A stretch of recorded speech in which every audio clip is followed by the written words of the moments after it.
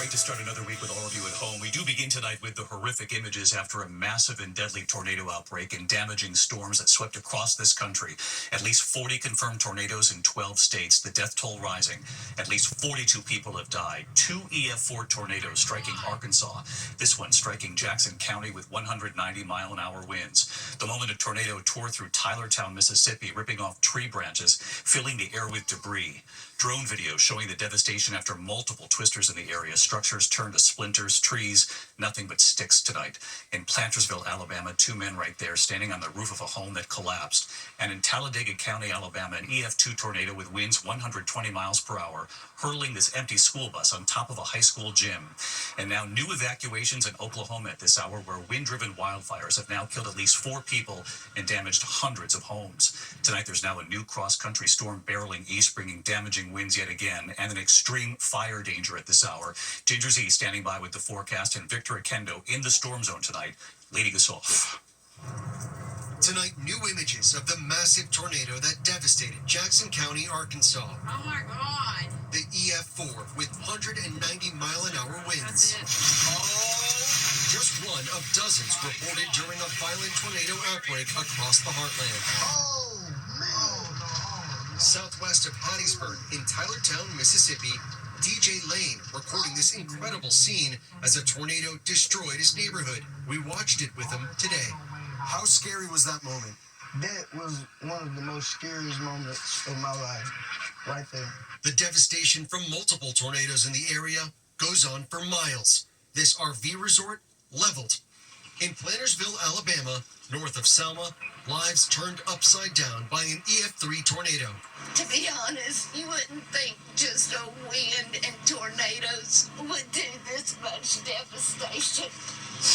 Anita Owens mourning the loss of her mother, Annie. She loved everybody. I mean, she loved her kids, her grandkids, her family, her nieces and nephews. High winds from the same system fueling fires that scorched hundreds of homes in Oklahoma. And tonight, new evacuations for this brush fire southeast of Guthrie. Our Maria Villarreal is there. The smoke here is thick and heavy, and the winds are blowing at an unbelievable pace. Right now, fire crews are coming from all different areas to try and put out fires that continue to spark just like this. Wildfires already claiming at least 4 lives in the state. And David, this just in from the National Weather Service, the tornado that destroyed this RV resort, an EF4 with winds up to 170 miles per hour on the ground for at least 35 miles. These cabins and trailers tossed around like toys. The owner of the resort telling us that some people were trapped inside, but everyone survived. David. That is good news on the ground for more than 30 miles. That's just extraordinary. Our thanks to you, Victor, and to Maria. Let's get right to our chief meteorologist, Ginger Z. She's now back from the storm zone where she was reporting all weekend. And, of course, Ginger, now millions of Americans on alert again tonight. Yes, we have not even had a chance to catch our breath, David, and we've got alerts all over the map again. That low-pressure system is already in the Rocky Mountains, and that's why you see those winter storm warnings out there. But I want your eye to go to the high wind warnings. New Mexico, parts of Texas, there's also blowing dust advisories there. But 50 million Americans have red flag warnings. Remember, that is fire danger. And so from Kansas City and Iowa back to Texas and Oklahoma, too, we're going to have a couple of days with that. I'll tell you about the winter storm watches and the blizzard coming on Wednesday. That's on the top end of this. But look at those gusts, 50 to 75 miles per hour. You pair that with relative humidity as low as 10%, and that's where you're going to get fire problems all the way through tomorrow. Unlike most nights, you're not going to see the winds go down tonight. In Oklahoma, you'll actually see them go up, and that's why we find a level 3 out of the 3, top level, extreme fire danger tomorrow. And the blizzard on Wednesday will bring gusts upwards of 60 miles per hour with 3 to 6 inches of snow, going to make visibility really hard. David? All right, Ginger, we appreciate your reporting all weekend long. We'll see you first thing in the morning. Thanks again. Speaking of the winds, now to the scare at New York's LaGuardia Airport. A Delta passenger jet coming in for a landing from Jacksonville, Florida. Its left wing striking the runway as pilots were lifting back off to go around again. Air traffic control telling them the wing had hit the ground. Here's Trevor Ault. Tonight, a Delta passenger jet attempting to land at New York's LaGuardia Airport, striking its left wing on the runway, and the 2 pilots on board appeared unaware. Air traffic control pointing out the incident. Somebody saw some sparks from one of your wings. You guys feel anything? The Delta Regional flight arrived from Jacksonville, Florida just after 10 Sunday night. 80 passengers and crew on board. Conditions were suboptimal but not extreme. Winds gusting to 35 miles per hour with some mist in the air. The plane then circling for another landing attempt. In a statement, Delta says the crew executed a go-around, then landed safely and proceeded to its arrival gate, adding, "We apologize to our customers for the experience." Tonight, that aircraft remains grounded at LaGuardia out of service. There's no immediate indication when it may return to the air. The flight, operated by the same regional carrier involved in this dangerous incident last month, a fiery crash landing at Toronto's airport. Hey, and David, here in New York, there were no reported impacts or injuries at LaGuardia, but the FAA says it's now investigating. David? Trevor Old with us here tonight. Trevor, thank you. Now to the developing headline at this hour. A hearing just a short time ago, a federal judge demanding the Trump administration explain why it defied the judge's order deporting hundreds. The judge had ordered 2 planes already in the air to turn around, the planes landing in El Salvador anyway. The president's borders are tonight saying, "I don't care what the judges think." Here's ABC senior political correspondent Rachel Scott tonight. Tonight, questions over whether the Trump administration brazenly violated an order from a federal judge after he told them not to deport 261 Venezuelan immigrants to El Salvador. But they did it anyway. The administration claims the men are members of criminal gangs, invoking an obscure law, the Aliens Enemies Act of 1798, which allows the government to deport people with little to no due process and was last used to round up Japanese Americans during World War II. And in an emergency court hearing on Saturday, federal judge James Boasberg asked for more information and put the deportations on pause, saying any plane containing these folks that is going to take off or is in the air needs to be returned to the United States.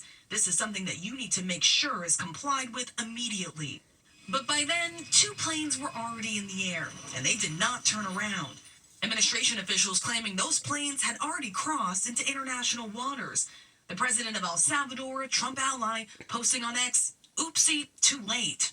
On Air Force One, President Trump asked if his administration violated the judge's orders. I don't know. You have to speak to the lawyers about that. Are you planning to do more deportations? I can tell you this, these were bad people. That was a bad group of, as I say, hombres. Today, the president's borders are saying, quote, "I don't care what the judges think." We're not stopping. I don't care what the judges think. I don't care what the left thinks. We're coming. The White House press secretary raising questions about whether the judge's orders carry weight because it was delivered from the bench and not put in writing. There's actually questions about whether a verbal order carries the same weight as a legal order, as a written order. But when I asked the architect of the president's immigration policy, Deputy Chief of Staff Stephen Miller, whether they would comply with a verbal order from the judge, he questioned whether judges have the authority to rule over the president's policies at all. Is it the administration's understanding that you would comply with the verbal order? No district court judge who presides over just some small, little geography of the whole country could possibly presume to have the authority to direct the expulsion of terrorists from our soil, who, by the way, are also here illegally. Thank you, everybody. And David, the administration was back in court tonight in front of that same judge. He demanded to know why the administration defied his order when they tried to make the distinction between that verbal order and the written order. The judge calling that, quote, a heck of a stretch. And there's breaking news here from the White House. Just moments ago, President Trump announced that he is ending Secret Service protection for former President Joe Biden's 2 adult children, Hunter and Ashley Biden. David, it is not unusual for the adult children of former presidents to receive Secret Service protection for several months after presidents leave office, David. Rachel Scott live at the White House tonight. Rachel, thank you. Also just in tonight, the newly released body camera video showing the moment a son was rescued after authorities say he was held captive for 20 years by his own stepmother. Video showing her outside the burning home, telling a police officer that her stepson was still inside. Police say the son said he set the fire so authorities would come and save him. Here's our chief investigative correspondent, Aaron Katursky, tonight.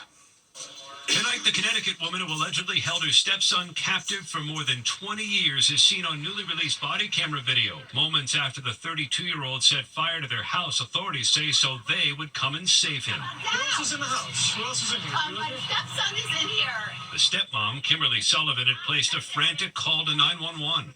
Please hurry. It's 2 Blake Street. There's a fire. My son, stepson is in his room. He needed the ambulance. When first responders arrived, they said they found a dirty, emaciated man whose hair was matted and unkempt, and his teeth all appeared to be rotten. Got one victim right here. He's 5'9", only 68 pounds, seen here being carried into an ambulance. Court records say the man later told officers he intentionally started the fire in his room on the second floor using a lighter, hand sanitizer, and paper because he wanted his freedom. Police say when they asked him if he was hungry, he answered, "All day, every day, my entire life."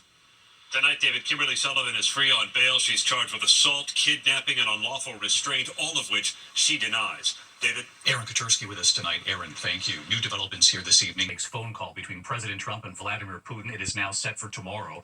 Ukraine has already agreed to that U.S. proposal for a 30-day ceasefire. The question now, will Putin agree to this? Our chief international correspondent, James Longman, is in Ukraine for us tonight. James? David, this will be the first known conversation between Donald Trump and Vladimir Putin since Ukraine agreed to that 30-day interim ceasefire. But there's real concern here that Vladimir Putin is just trying to cut Ukraine out of the process, speak directly with Donald Trump, and not agree to the ceasefire. Donald Trump has said that he and Putin will discuss land, power plants, and dividing up certain assets. But Ukraine says territorial concessions are not negotiable and that it's not up to Russia who gets to join NATO. David? James Longman in Ukraine for us again tonight. James, thank you. Tonight, the Iranian-backed Houthi militants in Yemen firing drones and missiles toward U.S. Navy ships in the Red Sea. U.S. officials tonight saying none have reached their targets. This after large-scale U.S. airstrikes on dozens of Houthi sites in Yemen in recent days. The White House releasing this photo of President Trump monitoring the strikes from Florida on Saturday. Today, Trump saying from now on, Iran will be held responsible, in his words, for every shot the Houthis fire. From the Vatican tonight, an encouraging image of Pope Francis. Take a look, celebrating Sunday Mass in the chapel of his hospital suite. The 88-year-old Pope remains in stable condition, showing slight improvements 32 days after he was admitted with double pneumonia. When we come back here tonight, the major headline at this hour involving those two astronauts hoping to finally come home, what we know. Also on this St. Patrick's Day, the famous Irish soda bread scones right here in New York and what you've done. And then the other news tonight, more than a dozen bagpipers injured when their bus crashes into a tractor trailer after a St. Patrick's Day parade. What authorities are saying about this in a moment here. Tonight, those two Starliner astronauts are just hours now away from beginning their long-awaited return home. A SpaceX capsule carrying American astronauts Butch Wilmore and Sonny Williams set to undock from the International Space Station just after 1 a.m. Eastern. They're expected to splash down off the Florida coast just before 6 p.m. tomorrow night.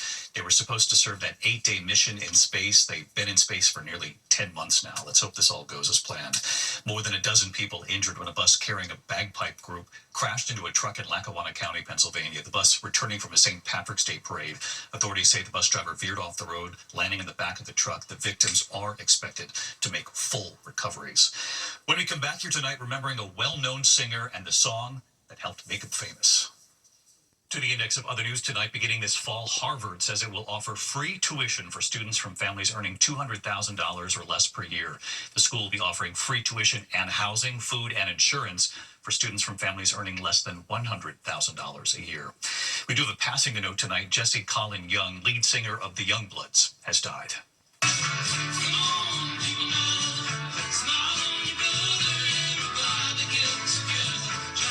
Best known for Get Together, he once said the song was still a thrill to play. His solo career lasting more than 5 decades. He was 83. Conan O'Brien will be making an Oscars encore here on ABC. After receiving high marks earlier this month, the Academy revealing he'll be back to host next year.